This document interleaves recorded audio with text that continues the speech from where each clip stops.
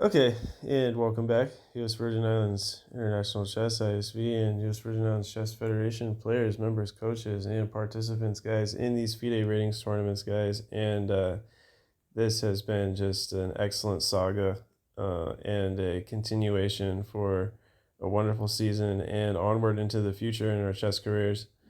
And it has been an honor to play in all four of these ratings tournaments for the U.S. Virgin Islands Chess Federation, as seeking a career in chess can be something that is has many challenges, like anything. But when we get the results and when things work out for us in our favor, and we put in the time to our chess guys and girls, we find out that it's always worth it, right? Getting over the board and playing in tournament chess, learning to love chess, and learning to create a bond and a relationship with the time that you spend with chess and who you play with, and it's all like basically a life within itself, right? So we cherish it. Okay, guys. Well, this is the game between myself and Justin. I'm here, guys. Justin had the black pieces in this game. This was the first round on board one at Alfredo Andrews School at 9 o'clock in the morning, roughly, guys. So Justin and I got paired in the first round, and Justin and I had already played on Friday, and we got a rematch game. And in this game, I had the white pieces for the fifth game in a row, by the way. We have played 5 FIDE rated games against each other, Justin. I've won 3 and you won 2, right? And this is the fifth game. And guys, in this game, Justin won. And this is just let's show how Justin did it, guys. All right, so here we go. E4, E5. Well, guys, we're deviating from the Sicilian. Okay, we've played enough Sicilians, and the Sicilian is something that we don't want to make each other have to face all the time. So instead, guys, we're just going to go for the relope. Bishop B5 and bishop to D6, which is a slight surprise. Bishop D6 isn't the most played. Everybody's just playing the Berlin defense, right? And going for this main line. But instead, Justin decides to go for bishop to D6. So I didn't have this prepared. I had a long think here for a moment. I didn't really plan this. Like, I didn't know what to do, really. So I just played knight to C3. He played knight to F6. So now there's 4 knights in this Berlin defense, right? D4 now striking in the center by myself. E captures on D4, knight captures on D4, and short castles by Justin. Well, Justin knew that if he just captured here one time, I get to develop the queen, and maybe after C6, and if he does decide to go for this line, right, then, I mean, anything could happen here. Sure, now black can castle, white can castle. Obviously, the pressure is now on the E4 pawn. You just play F3, bishop B7, and I don't really know what I would do in this position. Oh, okay, we can't. We got to move the bishop, right? Yeah, we got to move the dark squared bishop. Um, I think bishop E5 is good here. I think bishop E5 is good, and I think black still has some good counterplay there, right? Okay, so let's go back to what was played in the game, guys. After knight d4, short castles, as we mentioned. And now, guys, I just captured here one time on c6, okay? And the reason why I captured here one time on c6 is because I knew Justin was most likely going to capture with the d pawn, and that's exactly what happened in the game. Pushed my bishop back to a4, what was played in the game. Okay, I did not play a4. I played bishop to d3, and bishop to d3 was a lot better. Bishop to d3 is the best move in the position, okay? And I played, and Justin played rook to e8, and now I castled. Okay, guys. So what do we do now here if we have black pieces? What is something that we should go for? Well, Justin went for bishop to g4, which is a pretty good move, but let's try to find a better move for black in this position. What was something a little more dynamic? What was something a little more maybe cutting? All right, again, just I think bishop to e5, and I think after if f4 comes, which is kind of like not really that great of a move. Well, you can capture here one time. You got double pawns on the c file, and I think after now you play bishop to g4, and I think this is a lot better for black. I mean, to be honest, what am I playing? Queen e1, and now you're ready to do something here. But I think that's the time to play bishop to g4. I could be wrong, though, honestly. Um, oh, right. Again, just I think bishop to e5, and I think after if f4 comes, which is kind of like not really that great of a move. Well, you can capture here one time. You got double pawns on the c file, and I think after now you play bishop to g4, and I think this is a lot better for black. I mean, to be honest, what am I playing? Queen e1, and now you're ready to do something here. But I think that's the time to play bishop to g4. I could be wrong, though, honestly. So in the game, guys, we saw bishop to g4 after short castles, right? So I castled. And what did I play in this position, guys? Right? f2, f3, kicking away the bishop. And not so fast. Justin says, well, I'm going to check your king first, bishop to c5. That's a check to the white king. So, guys, I just played the move king to h1, the only move. And bishop to d7. Now, well, it was a little sharper, I think, to just go back to e6. E6 is, I think, a little better for some reason. I don't know exactly why. But okay, bishop to d7 is fine too. Okay, so nobody is better in this position is the point. Even after all the analysis, guys, we went over a couple lines here in the opening. Nobody is better here for the second time. So, guys, in this position, can you find out what I played in this game?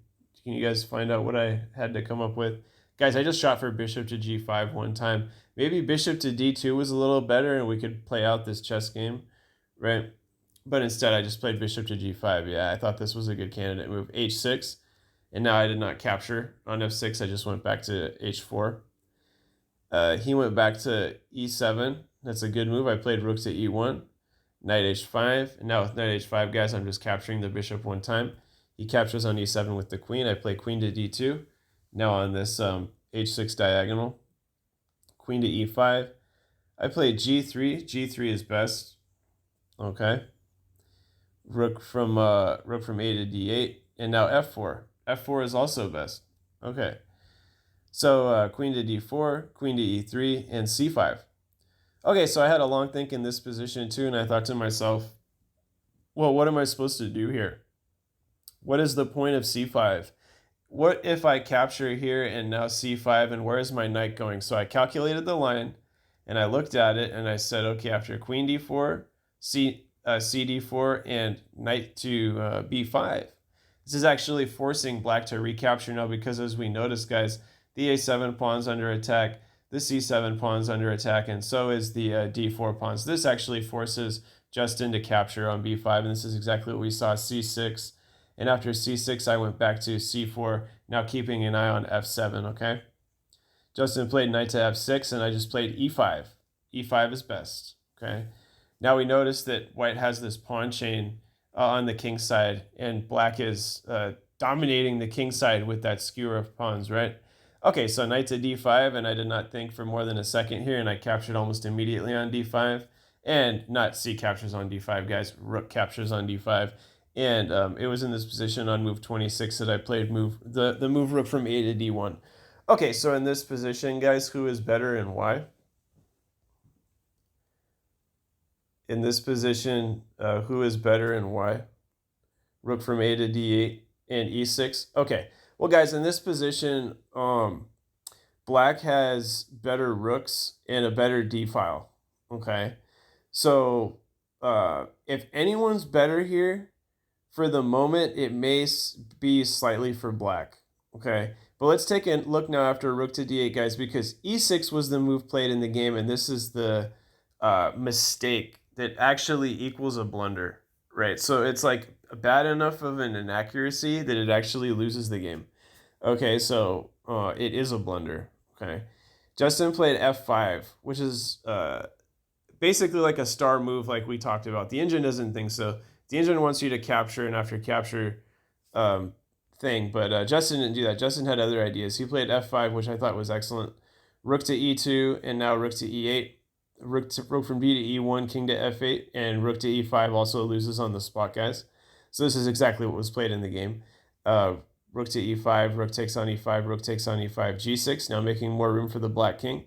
My king is marching towards the center, but guys, it's too late because in this position, I have to push the e7 pawn. If I play another random move, black's just going to capture here, have a better king, and white is completely losing to this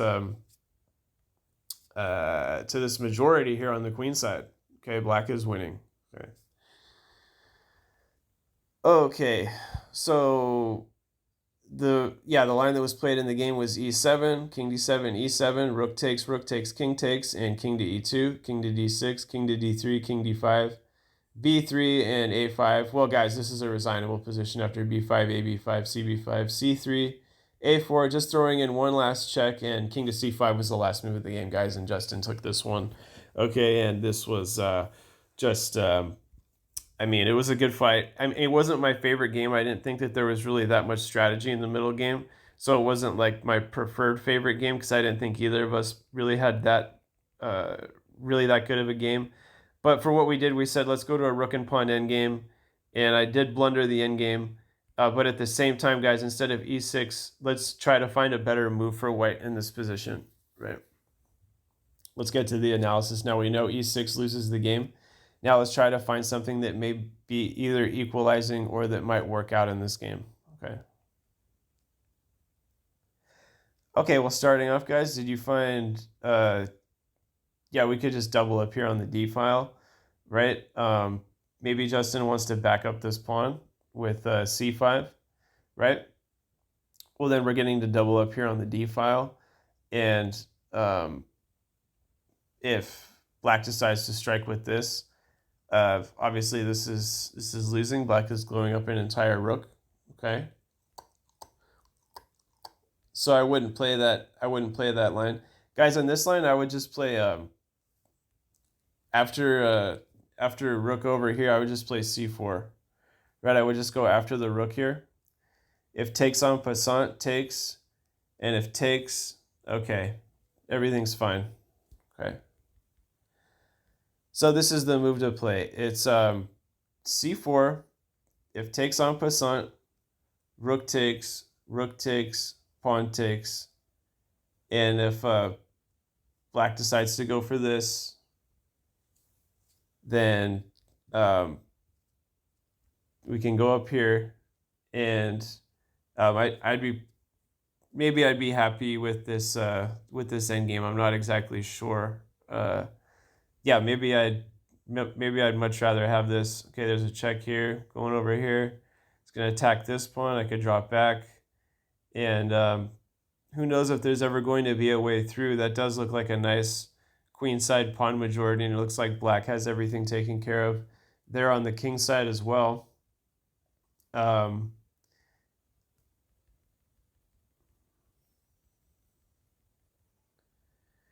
Yeah, so if not rook a to d1 and then this, right?